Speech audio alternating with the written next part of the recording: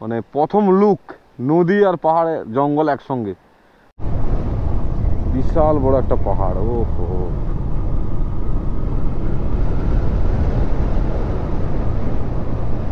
এই হরিণ হরিণ হরিণ। ল্যান্ডস্লাইড হয়ে গেছে, রাস্তা ঠিক করছে। ও নিচে গ্রামটাকে উপর থেকে সুন্দর লাগছে। কপালে এই ছিল শেষে আমাদের এত অফরোডিং। গুড মর্নিং বন্ধুরা, গুড মর্নিং ফ্রম টনকপুর। গতকাল রাত্রে আমরা টনকপুর চলে আসি 7:30 নাগাদ। সেটা আপনারা নিশ্চয়ই জানতে পেরেছেন গত ভিডিওগুলো দেখে। বন্ধুরা আজকে টনকপুর থেকে আমরা যাব ধারচুলা, আর এখান থেকে কিন্তু পাহাড়ের রাস্তা শুরু। বন্ধুরা আজকে ডে 4 আমাদের আদি কৈলাস ট্রিপের। সবাইকে স্বাগত। আজকে কিন্তু আসল রাইড শুরু, কেননা আজকে আমরা পাহাড়ে বাইক রাইড করব। তো চলো আপাতত দেখা হবে একদম বাইকে গিয়ে। শ্রী সীতারাম মন্দির ধর্মশালা টনকপুর। যদি কেউ এখানে থাকতে চান খুব কম পয়সায় থাকা যায় এবং পার্কিংয়ের জন্য বেশ সুন্দর সুবিধা। এইটা দিয়ে আশ্রমটা আপনাদের একটু দেখিয়ে দিই। আশ্রমের মাঝখানটা এরকম একটা ফাঁকা জায়গা রয়েছে। এই যে উপর থেকে একদম বেশ সুন্দর নতুন একদম আশ্রমটা একদম নতুন। আর এইখান থেকে 6:50 বেরোবো আমরা এখান থেকে। সৈকত রেডি ভাই? All set, ready steady go. এবারে আসুন। হর হর মহাদেব, জয় ভোলেনাথ কি জয় হো।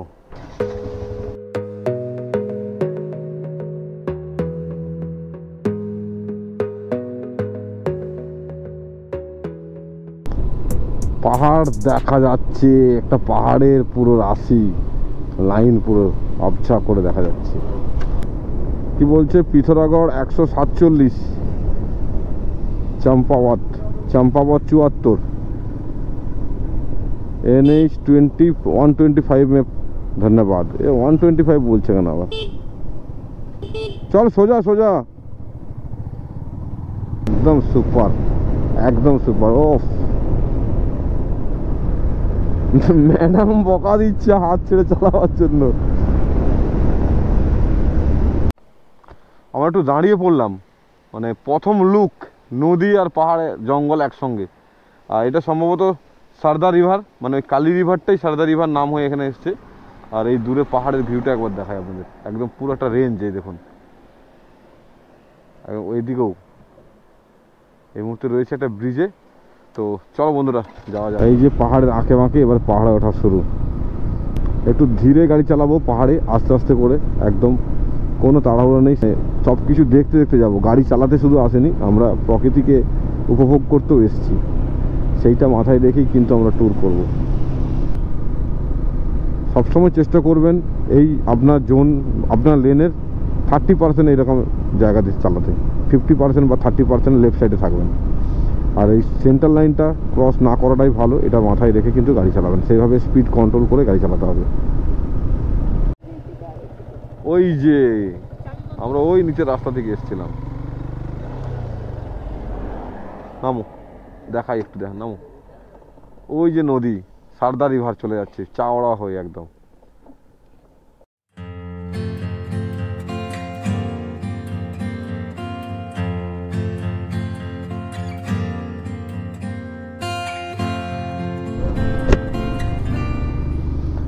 আমরা রয়েছি উত্তরাখণ্ডের একদম নর্থ ইস্ট পার্ট, নেপালের বর্ডার, যেটা কালী নদী রয়েছে। ভারত নেপালের বর্ডারকে যে কালী নদী ভাগ করেছে, সেই নদী বরাবর আমরা যাচ্ছি।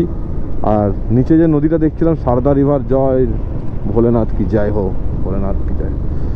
নিচে যে নদীটা দেখেছিলাম সারদা রিভার, ওই রিভারটাই কালী নদী। কালী নদীর উৎসস্থল অবধি আমরা যাব। আর সেটা আজকে না, আরও 1-2 দিন লাগবে সময়। আজকে আমরা ধারচুলাতে যাব। ধারচুলাতে পারমিশনের ব্যাপার রয়েছে, সেটা একজন দাদাকে বলেছি, পারমিশন করিয়ে দেবে। 1200 টাকা করে নেবে। সেটা আমি পরে আপনাদের দেখিয়ে দেবো কীভাবে পারমিশনের ব্যাপার রয়েছে, তার নাম্বার, ফোন নাম্বার সব জানিয়ে দেবো। বিশাল বড় একটা পাহাড়। ও হো,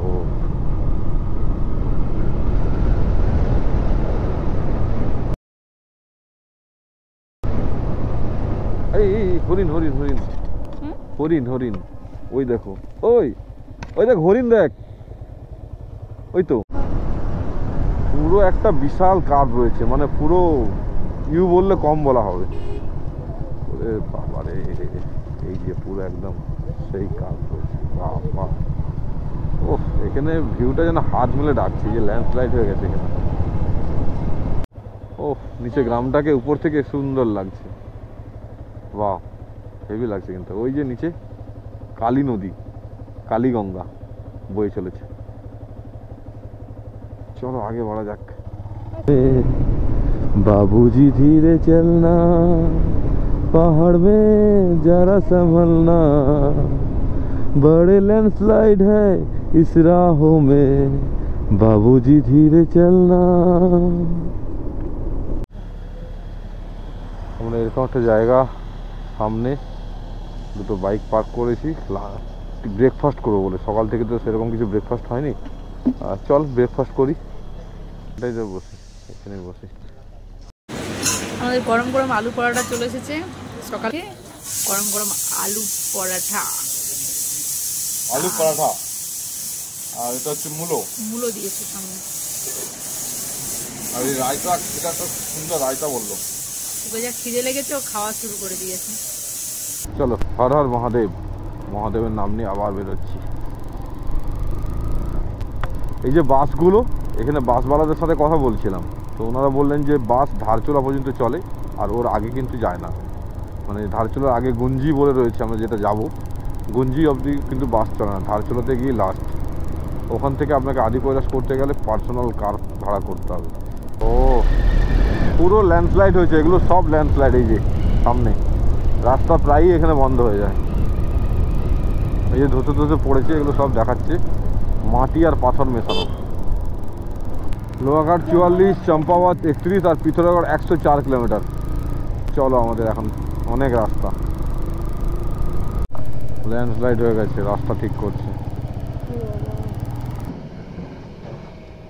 এই মাত্রই হয়েছে ল্যান্ডস্লাইডটা, হয়ে গেছে কাজ।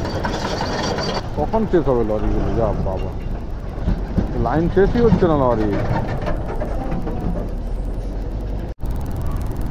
যাক, লাস্ট অব্দি বেরোতে পারলাম। ও বাবা, এখনো এত লাইন ছিল, মানে এখনো প্রায় আধা ঘন্টা দাঁড়িয়ে থাকতে হতো আরো।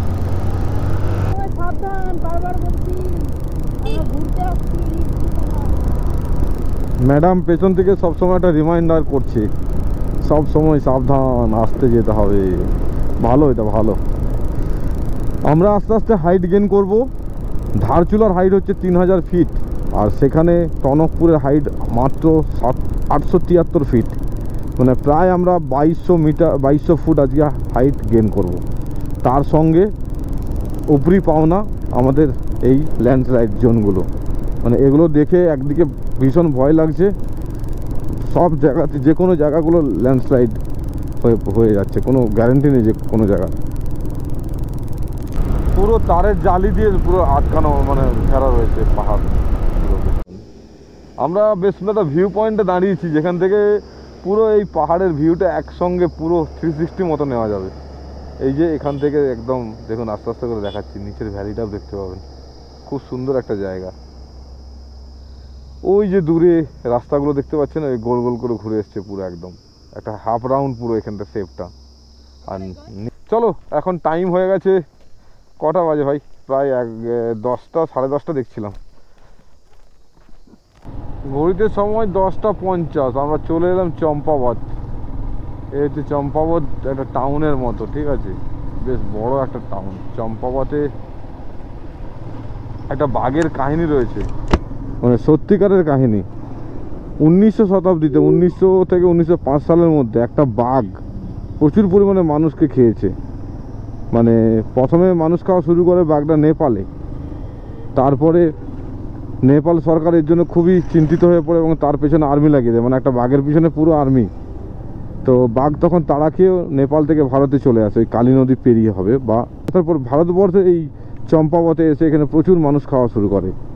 তো অনেক শিকারীকে সরকার লাগায় যে বাঘটাকে মেরে ফেলার জন্য, কিন্তু কোনো শিকারী কিছুতেই পারছিল না। লাস্টে ওই জিম করবেট বলে যে ছিলেন একজন শিকারী, তাকে ডাকা হয়। জিম করবেট এসে ওই বাঘটাকে মেরে ফেলে, শিকার করে। আর দেখা যায় যে বাঘের যে দাঁতগুলো রয়েছে তার মধ্যে শিকার করার যে দাঁতগুলো থাকে সেই দাঁতগুলোর মধ্যে একটা দাঁত খারাপ ছিল, যে কারণে ও অন্য যে কষ্টকর শিকারগুলো করতে পারতো না। আর তার থেকে সহজ সোজা শিকার মানুষকে শিকার করা, সেই জন্য সে মানুষ শিকার করতে পারতো। এই কারণে সে প্রায় 400-450 অধিক মানুষকে খেয়ে ফেলেছিল। এই একটা কাহিনী ভারতবর্ষের ইতিহাসে একটা ডেঞ্জারাস কাহিনী আর কি। তো এটা নিয়ে সিনেমাও হয়েছে, ম্যান ইটার অফ কুমায়ুন বলে, দেখতে পারেন। 1950 সালের দিকে সিনেমাটা মুক্তি পেয়েছিল, ম্যান ইটার অফ কুমায়ুন বলে।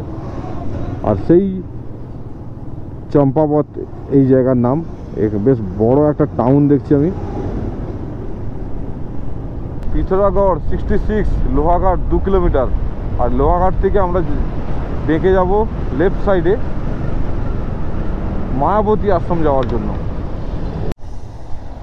আমরা পৌঁছে গেলাম লোহাঘাট। লোহাঘাট থেকে বাঁ দিকে চলে যাচ্ছে মায়াবতী আশ্রম। এই যে মায়াবতী আশ্রম, মায়াবতী আশ্রম।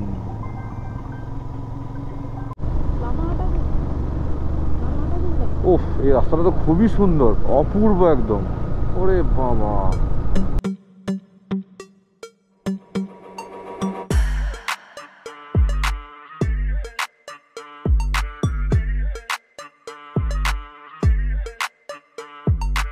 আরে বাবা কি সুন্দর ফুলগুলো দেখো। আরে বাস, আরে বাহ, ফুলগুলো নিচের দিকে বাড়ি হয়ে আছে। আরে হ্যাঁ, নিচের দিকে চলে যাচ্ছে। দারুণ তো ফুলের গাছটা। এই ফুলটা প্রথম দেখলাম। अच्छा इधर पार्किंग है, चलो गाड़ी के पार्किंग ही रेखे देखिए। 1 बजे खुलेगा। हम लोग तो बहुत दूर से आए हैं और धारचूला भी जाना है, इसको दर्शन करके 1 बजे ही खुलेगा। ऐसे एंट्री नहीं करने देते ना, महाराज गुस्सा करेंगे। अच्छा तो अभी तो 12 बजा, 1 घंटा रुकना पड़ेगा। हाँ 1 घंटा तब तक ऊपर है। अच्छा ठीक है।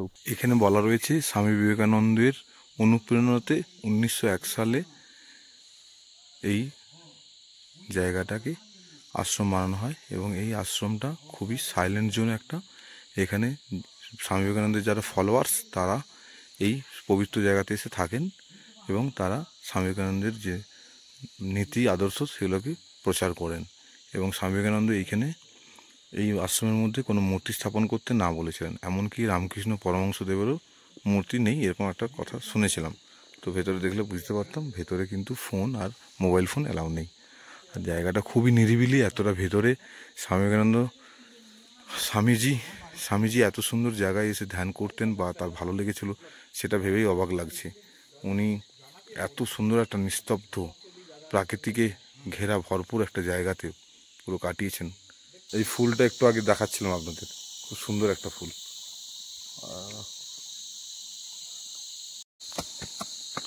লেক রয়েছে এখানে একটা, চলো লেকটা দেখি। আশ্রম বন্ধ 12টা থেকে 1টা। আমরা সেই ফাঁকে একটু ঘুরে নিচ্ছি লোকাল 2-4টে জায়গা, কিন্তু কি গেটটা কি বন্ধ নাকি? না, খোলা আছে না। চলো, সরোবরটার নাম হচ্ছে বিবেক সরোবর। স্বামী বিবেকানন্দ এখানে হেঁটে বেড়াতেন এই সরোবরের পাড়ে। এটা এখানে রয়েছে। খুব ভালো লাগছে যে একটা বেশ সুন্দর জায়গায় এসেছি যেখানে স্বামী বিবেকানন্দের স্মৃতি সব রয়েছে। এই লেকটা দেখতে একটু ছোট করে 2 মিনিটের হাঁটা পথ রয়েছে। বাহ, পাহাড়ের ওপর এরকম একটা লেক, অসাধারণ লাগছে। ও, লেকটার জল এত শান্ত, এখনো পুরো প্রতিচ্ছবি পড়েছে। মায়াবতী ডেয়ারি, তার মানে এখানে হচ্ছে আশ্রমের গোশালা। এই যে এত অনেকগুলো গরু রয়েছে, গরুর গলায় কিন্তু একদমই দড়ি টড়ি কিছু নেই।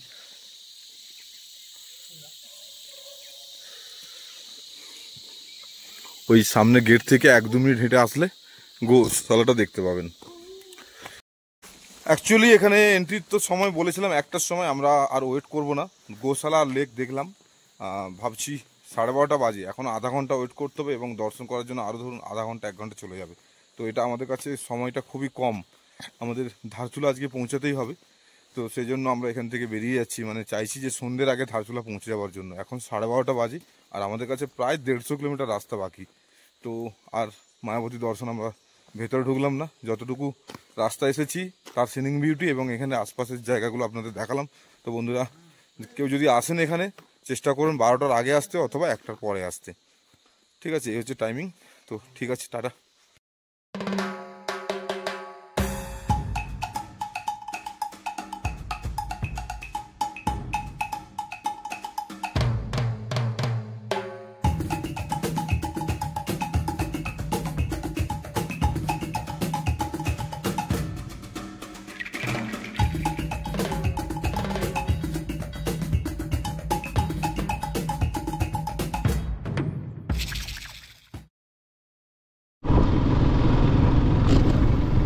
এত বাঁক রয়েছে রাস্তাটাতে না, মানে আদি কৈলাস আসার আগে কিন্তু মাইন্ডের মধ্যে সেট আপ করে নিন যে প্রচুর বাঁক রয়েছে, এরকম টার্নিং কার্ভ। ওই দেখো দেখো দেখো হরিণটাকে দেখো, ওই দেখো হরিণটাকে। আরে বাবা কি করে, কি বাবা, এটা হরিণ না ছাগল? ছাগল মনে হয় এটা। আরে বাবা কি করে ওখানে অত উঁচুতে আছে? ওটা হরিণ, হরিণ সিংহ দেখতে পাচ্ছেন? মাই গড, ওরে বাবা রে। 3:22 আমরা পিথোরাগড়ে চলে এলাম।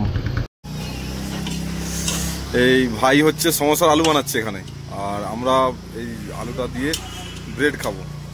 ঠিক আছে, বাহ, বহুত বড়িয়া, বহুত বড়িয়া, আচ্ছা ওরা।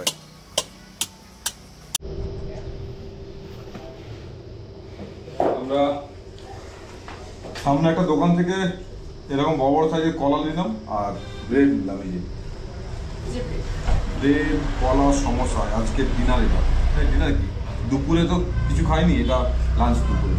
সে আলু পরোটা যে খাওয়া হয়েছিল, তারপরে একদম দুপুরে লাঞ্চ হচ্ছে।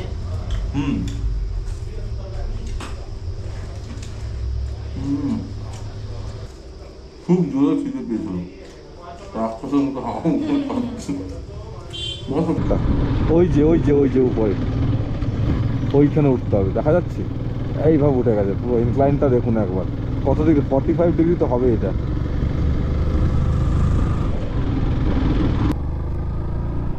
কি সুন্দর পাহাড়গুলো দেখো, পুরো ঘাসে ঢাকা পাহাড়। ও ছোট ছোট গাছ রয়েছে আর ঘাসে ঢাকা পাহাড়, বিভিন্ন রকমের পাহাড়। ও টাক টাক টাক টাক টাক টাক। রাস্তাগুলো সেই বাবা, কি রে ভাই, রাস্তা খারাপ শুরু। এখন বাজে 5:15।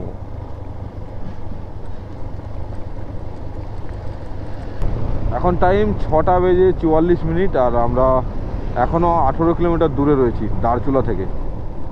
7:15-20 নাগাদ আশা করি পৌঁছে যাব। আর দুপুরে আমরা লাঞ্চ করিনি, তার বদলে যে টিফিনটা করেছি ভাই একদম মনের মতো করে। আরে বাবা, ম্যাডাম আমার মোটামুটি মাথা খারাপ করে দেবে, আস্তে আস্তে আর সাবধান বলে বলে। তুমি আজ ঘুমের মধ্যেও বলতে হবে সাবধান সাবধান। কপালে এই ছিল শেষে আমাদের এত অফরোডিং। ভাবছিলাম কালকে অফরোডিং পাবো, কিন্তু ভাই আজকেই তো দিয়ে দিল অফরোডিং। আর 9 কিলোমিটার বাকি আছে ধারচুলা, তার আগেই অফরোডিং হয়ে গেল। না না, বেশি ধার দিয়ে যাচ্ছি না। আমার ডান দিকে টানা মানে কালী নদী রয়েছে, একদম পুরো খাড়া ঢাল এখান থেকে। আর বাঁ দিকে পাহাড়, ল্যান্ডস্লাইড হয়েছে বিশাল। আবার একটু ভালো রাস্তা পেয়েছি, যাক এবার দেখি এটা আবার কতক্ষণ থাকে। 8টা বাজে আর আমরা চলে এলাম ধারচুলা। ধারচুলাতে এই দাদার সাথে আমরা কন্ট্যাক্ট করছি, আশিস ভাইয়া না? নমস্তে, এই আশিস ভাইয়া হ্যাঁ। থোড়া ক্যাম্প তো এই হোমস্টেটা বুক করা হয়েছে 500 টাকা পার হেডে। তো রুম দেখতে যাবো এখন।